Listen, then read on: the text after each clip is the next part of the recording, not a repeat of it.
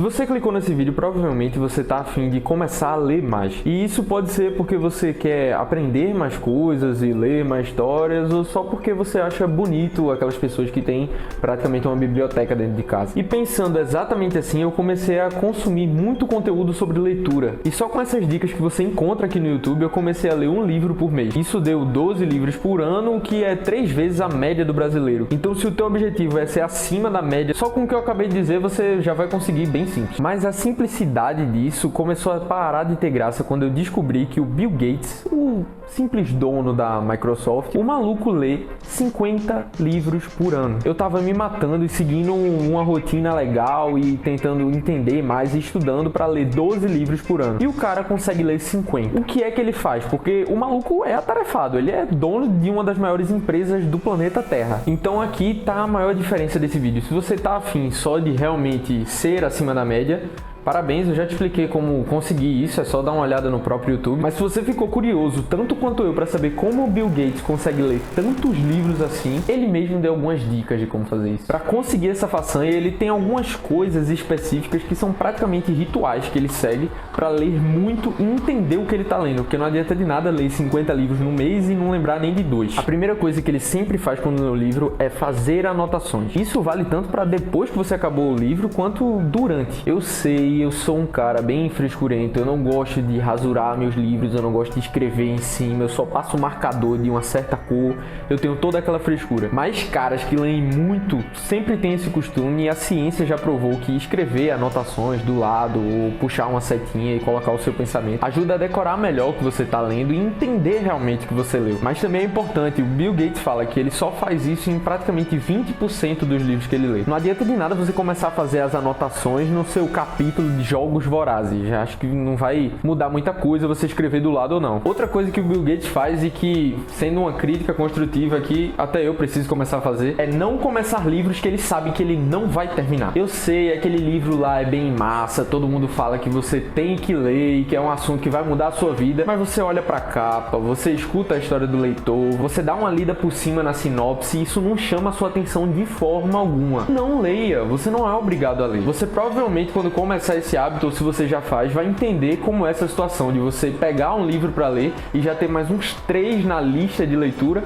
e você empaca naquele e atrasa todos os outros e você fica com uma neurose de não conseguir desistir do livro e fica naquele limbo para sempre. Só comece a ler o que você sabe que você quer terminar. Também é muito importante que você fique confortável sobre o tipo de livro que você vai ler. Sejam livros físicos, ou Kindle, ou e-book, ou audiobook, tudo isso é aceitável. Hoje a gente tem uma grande facilidade de poder consumir esse tipo de coisa. Bill Gates fala que ele é um fã do livro físico e tal, mas ele não descarta que um dia ele vai mudar para o digital. E é muito importante que você use as ferramentas que a gente tem. É muito simples hoje em dia você colocar um audiobook para ouvir enquanto está indo trabalhar ou fazendo alguma atividade física. Eu entendo, eu também tenho muito preconceito com audiobook, essas outras formas alternativas de ler. Mas, mano, literalmente a pessoa tá lendo ali o livro para você, então isso também conta como leitura. E hoje a facilidade só aumenta, tem plataformas que leem o livro para você e condensam as melhores partes, o melhor do assunto que você pode aprender em verdadeiras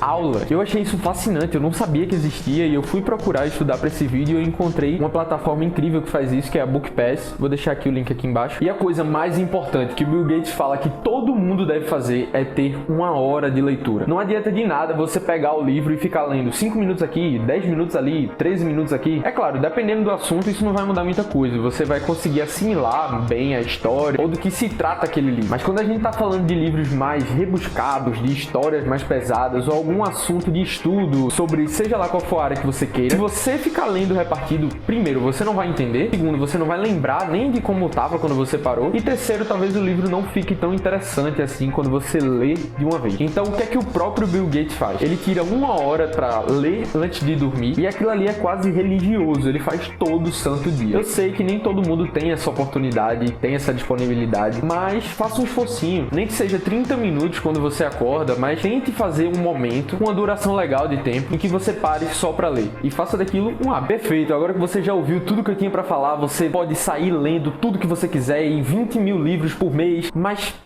pra quê? Mas vamos ser sinceros aqui. O simples ato de ler mais não vai te deixar mais inteligente. E na real, a quantidade de livros que você lê não vai mudar em nada a sua saga no desenvolvimento ou tentando se melhorar. O foco principal desse vídeo e a minha intenção de ter essa conversa contigo é que você entenda que você precisa ser melhor em ler. Coloca na tua cabeça que ter a capacidade de ler melhor sempre vai ser mais importante do que ter a capacidade de ler mais em quantidade. O verdadeiro analfabeto é aquele que sabe ler, mas não lê. E a pergunta que não quer calar agora é: qual é a próxima leitura?